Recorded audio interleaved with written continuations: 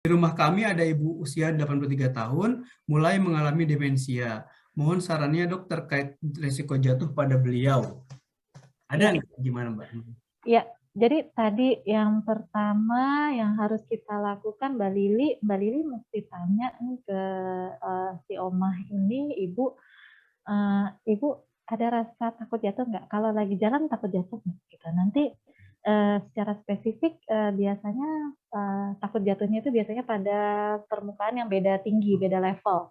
Jadi kalau ada undakan itu biasanya dia harus lebih dia sendiri merasa takut. Jadi kenapa harus dipandu dengan rasa takut jatuh? Kita akan mendapatkan apa sih sebenarnya yang menghambat dia, yang menyebabkan risiko jatuhnya lebih tinggi itu apa? Apakah memang beda level atau gelap? Jadi seringkali gelap gelap itu belum tentu gelap itu bukan tentu kurang cahaya, tapi bisa jadi backlight. Lampunya di belakang nih, kayak lampu saya di belakang gitu ya. Terus saya kerjanya ngadep ke depan sana.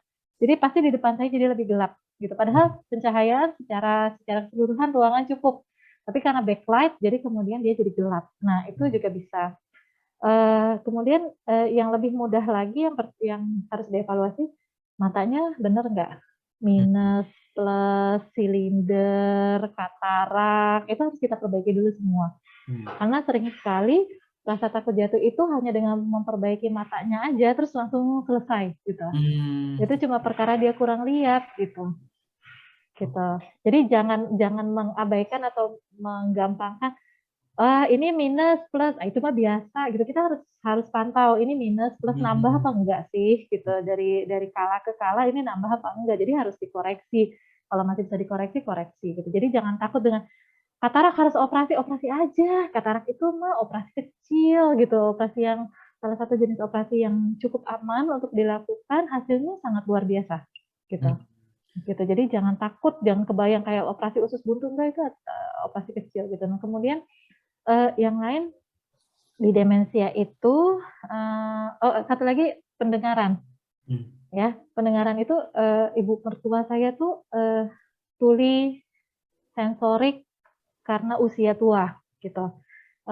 Kami tanya, jadi harus dikoreksi nggak? Kata dokter THT-nya ini terus terang sulit dikoreksi karena udah sarafnya itu mati lah gitu ya. Pada yang demikian, kalau nggak bisa dikoreksi dengan alat bantu dengar, maka kita harus menjadi kuping buat beliau, gitu. Karena keterlambatan beliau menerima informasi akan menyebabkan responnya tuh juga berkurang. Jadi kita harus tahu, oh kalau kuping kanannya kurang dengar, kita harus ngomong dari sebelah kiri, gitu.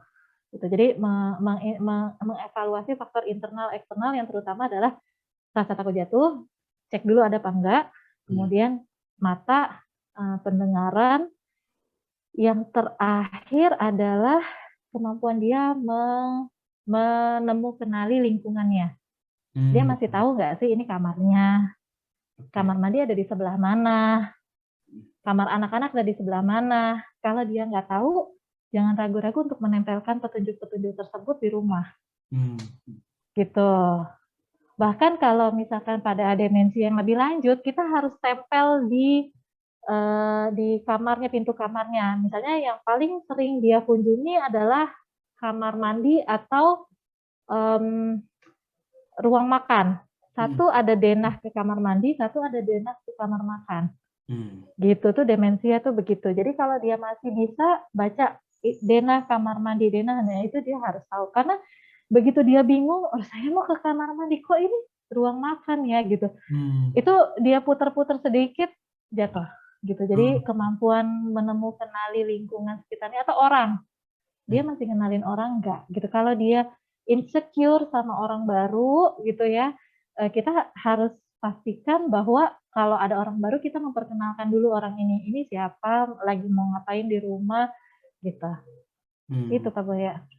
Ini jawabannya super sekali Mbak Mel. Tapi sebetulnya bukan hanya untuk demensia ya tips-tips tadi, tapi karena dengan kondisi kesehatan khusus seperti demensia, ada hal-hal yang harus lebih diperhatikan lagi gitu ya Mbak Mel ya. Terima kasih banyak.